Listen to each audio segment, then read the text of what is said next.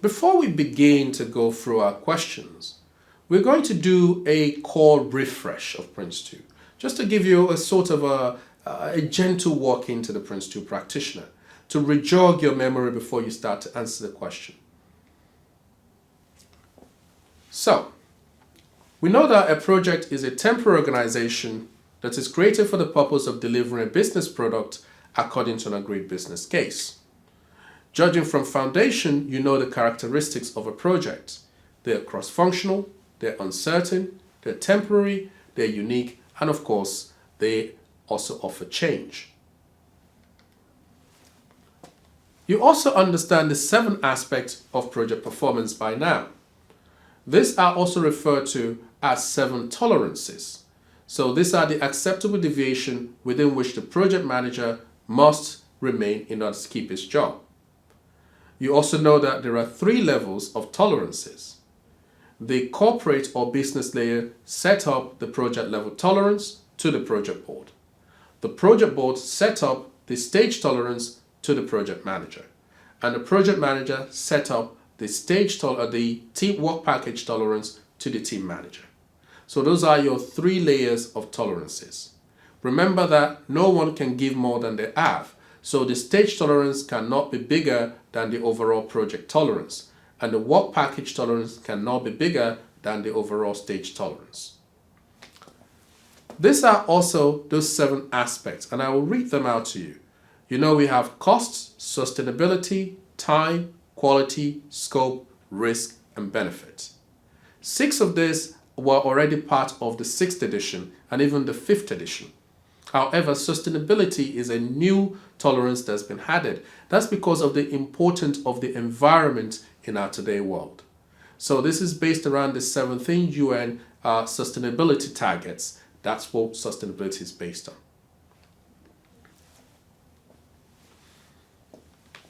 Another thing to quickly remember is that there are 3 interests that is represented in PRINCE2. You have the user, those who specify the desired outputs. You have the supplier, those who will deliver the desired outputs because they have the necessary expertise to do so. And you have the business, those who will provide the finance for this to be done. They have the project mandate and they're the one who is paying for everything. Project context. Project context is the environment.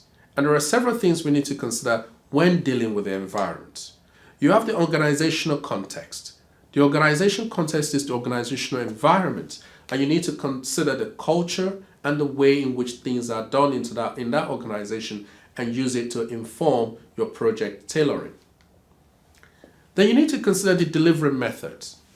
PRINCE2 can work with other methods, and we have covered things like linear approach, which is the traditional waterfall approach, where we plan sequentially until the end. Then we have the incremental or iterative approach, which is the more agile approach where we're using iterative development such as conversation, thought, action, conversation. And then we have the hybrid method, which is a combination of both the waterfall approach and the agile approach.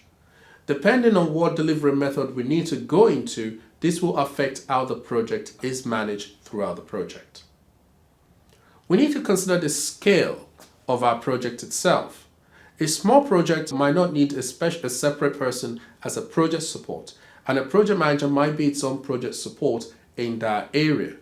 The scale of it could also influence the level of formality that we feel is necessary in that project. We need to understand the commercial context, the relationship that exists between us and suppliers, and don't forget that suppliers might have their own business case as well, and their justification for doing the project might be different from our justification for doing the project. And of course, let's not forget sustainability. Sustainability is quite important as we have to consider the environment in what we're doing. So even when we're considering things like the cost of the project, certain instances might occur when sustainability target is considered more important, or at least a justification for having greater costs. So when we're talking about the overall environment, the overall project environment, we look at all these other things. We look at the organization we're working in and the culture. We look at the approach that we're going to take. we look at the size of the project, we look at all our commercial context, things that we're signed up to, as well as our sustainability targets. Another reminder is the 5 integrated elements of PRINCE2. PRINCE2 is made up of these 5 integrated elements for which people is a central aspect of. We know that the principles are the general rules that we are going to follow throughout the entire project, and we know that there are 7 of those. We know that the practices are the key management tools and techniques that we're going to actually deploy throughout the project to control the project.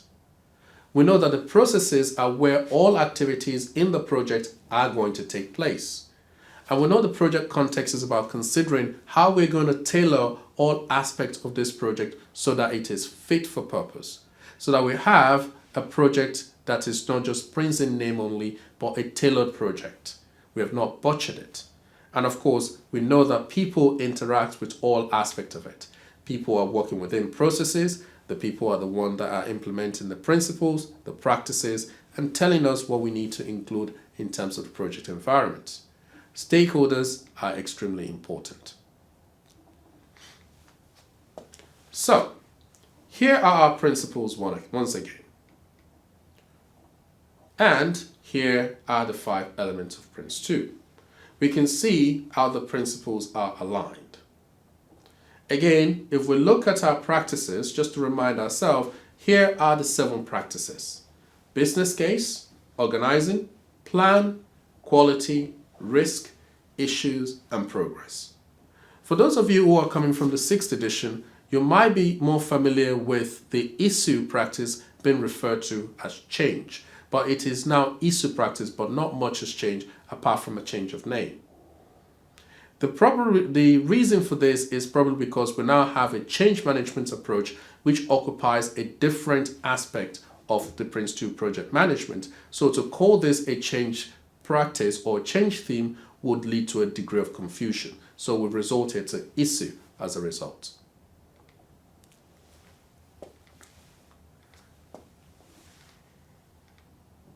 The people element is understanding the stakeholders, those who are working on the project, those who will be affected by the project, those who will deliver the project, those who will specify what is to be delivered. So people is central to everything we do in this project. By now, we're already very familiar with our process map when it comes to PRINCE2. Here's that process map stating how all of the processes interact with one another.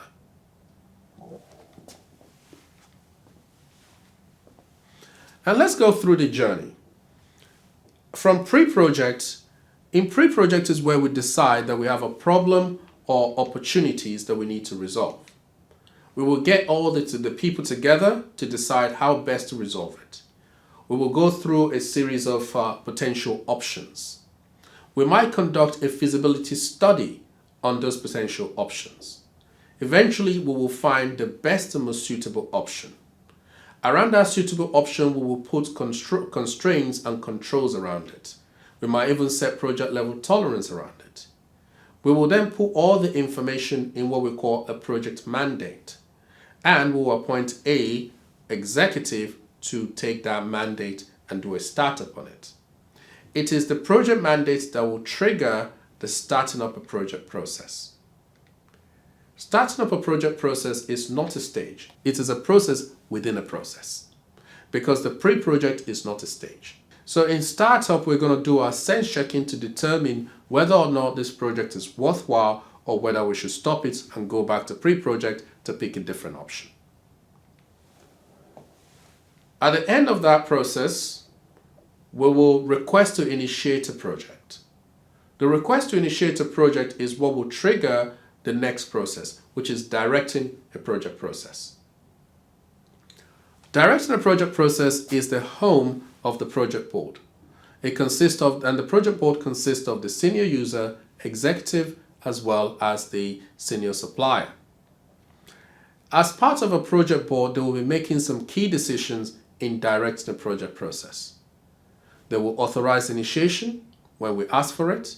They will authorize a project. They will authorize a stage or exception.